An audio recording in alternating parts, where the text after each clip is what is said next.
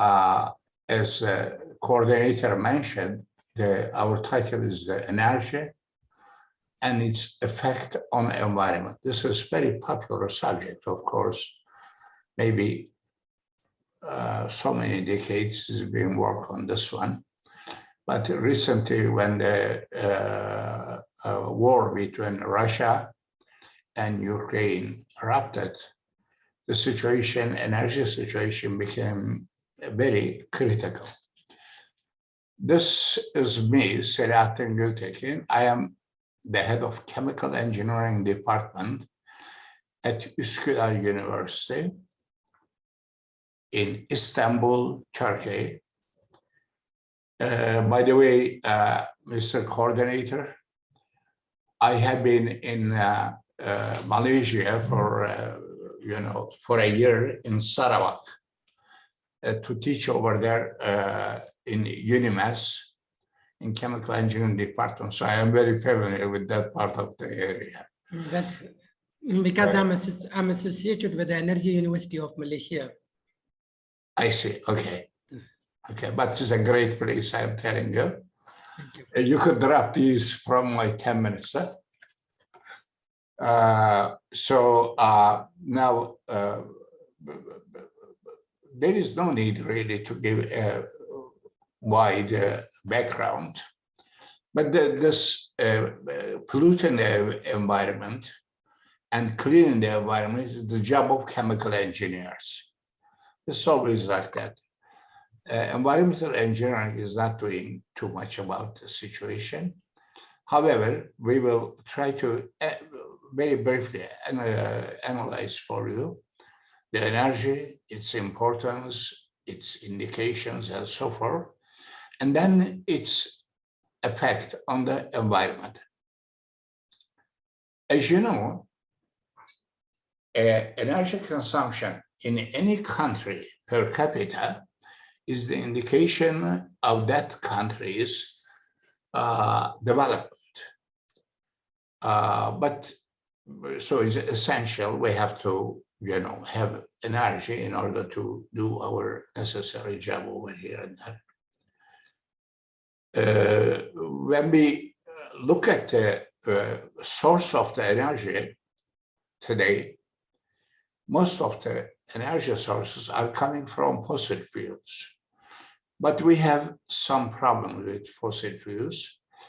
As a result, either you will be using fossil fuel as such, and then, clean the flue gases coming from the system, or you have to change your source, reduce the amount of fossil fuels.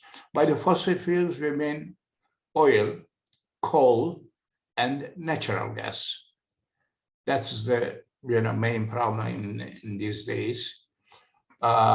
Or we have to go to renewable energy. Renewable energy, by definition, is that when you have in the evening, when you sleep and get in the early morning, that energy is still available, like wind, solar energy, and so forth. We will be seeing over here. So usage of fossil fuel generates so many environmental problems. From the chemical engineering point of view, I will try to explain the whole situation. When we are talking about renewable energy, the world primary energy use in 2005, we have nuclear energy percentages over here is being given for the saving of time. I'm not going to go through them. We have biomass, we have natural gas, we have coal, and we have petroleum. Notice, please, the 35 or the highest percentage belongs to petroleum today, but it's not stable, the sources. Not only that one, there are a lot of problems by using all these fossil fuels. I will be touching them in a minute. So with the fossil fuels, there are some, first of all, we have limited amount in our globe, and one day will come, it is going to be depleted. Another thing is contains carbon and nitrogen hetero components, and upon burning, when we try to convert these natural gas or coal or petroleum, sulfur compounds will turn into SO2 and some other. I don't want to give the detail of it, everybody knows it. N compounds, nitrogen compounds, will be converted to NOx. When I'm talking about NOx, I mean the NO and NO2 mixture. And when these are given away to the atmosphere, unfortunately, these gases in atmosphere will be converted to SO3 and NO2, respectively. And with these kind of reactions, as you can see, we have SO2 plus oxygen. We have plenty of it in the atmosphere, will be converted to SO3. And this will be converted by this reaction, very simple reactions, will be converted to NO2. Now, beyond that one, we are going to have generation of carbon dioxide as well. As a result, this carbon dioxide is the main contributor of the greenhouse gases that could cause global warming. Global warming by itself is a different picture. If you ask any question during question and answer period, I'll be happy to talk about this kind of thing. For example, when we look at the carbon dioxide concentration over the years, it is increasing, continuously increasing. When carbon dioxide amount is increasing, this is measured from 1950s, and we have a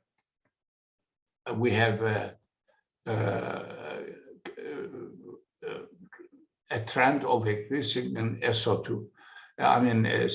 Well, this CO2 one day will come to a certain concentration, then the temperature of the environment will be increasing, or atmosphere, I should say,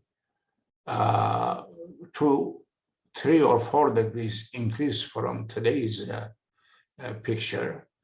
That means the melting of the icebergs in the poles will increase, the liquid amount is going to increase. As a result, we will have, the sea level, ocean level, whatever you will call it, this level is going to increase. Some of the island countries or Netherlands, Nether means below the sea, and this kind of islands and some other countries probably will be remaining under the water and they will disappear. We have done some calculations for Istanbul as well. As you know, Istanbul has Bosphorus that is separating Asia and Europe from each other. Over there, we have beautiful, seasides, and probably some of those seaside houses are going to be disappearing as well. So it is quite dangerous situation is coming up. This is related to carbon dioxide. But when we come to the NO2 and SO3, this SO3 is going to, with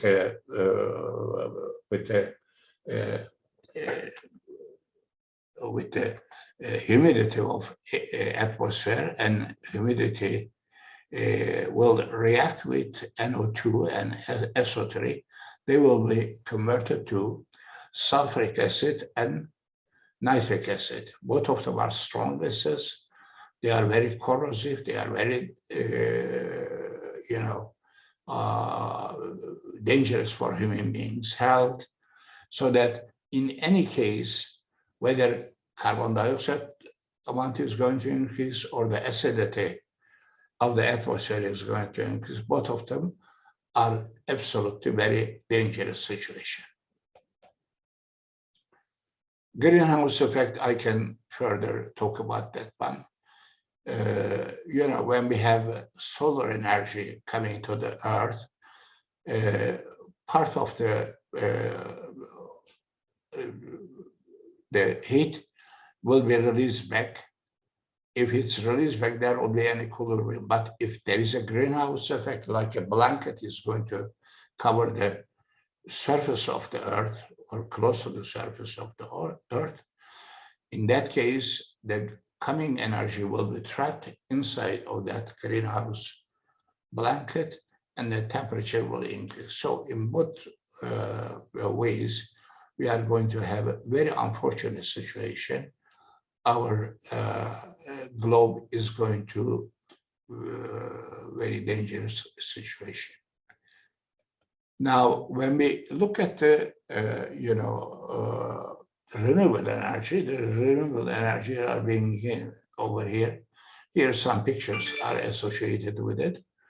We have solar energy, wind energy, hydroelectric energy, geothermal energy, which is very common in Turkey, biomass, wave energy, and tidal energy. These are basically, you can extend that group. We will have renewable energy. Today, the trend and research is toward the renewable energy or alternative energies and increasing the percentage of solar energy. And Turkey is a very, sunny country. As you know, is a tourist center. And wind, we have plenty. Hydroelectric, we have plenty of rivers and so forth. Biomass, we are an agriculture country. Wave and tides are the same as everywhere we have over here. But the percentages of renewable energy is very low for any country when you consider. But we will try to increase renewable energy sources and then try to reduce or totally eliminate the fossil fuels. Now, in order to minimize global warming, over here I have given you, as a conclusion, I am giving you some,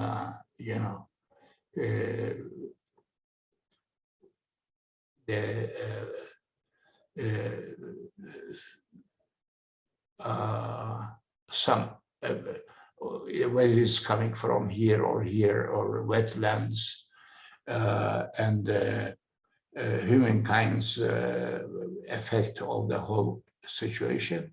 But whatever we are going to do, we should really try to increase the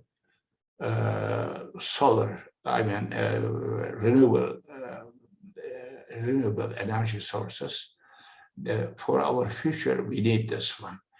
The energy is becoming more and more expensive, but we have to, for the sake of the globe, we have to use this energy, but the energy source could be renewable energy or alternative energies.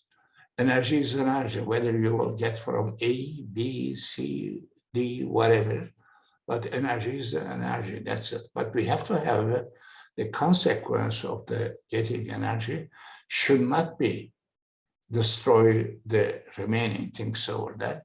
Always, when you convert energy from one form to another, like, mechanical energy, heat energy, kinetic energy, whatever you have, when you convert to, say, electrical energy, always you are going to lose some exergy over there. As a result, the situation could be, whatever you will do, you will lose some, beauty with the energy conversion, you will lose it. When you lose it, then we have to go to an increase in the universities,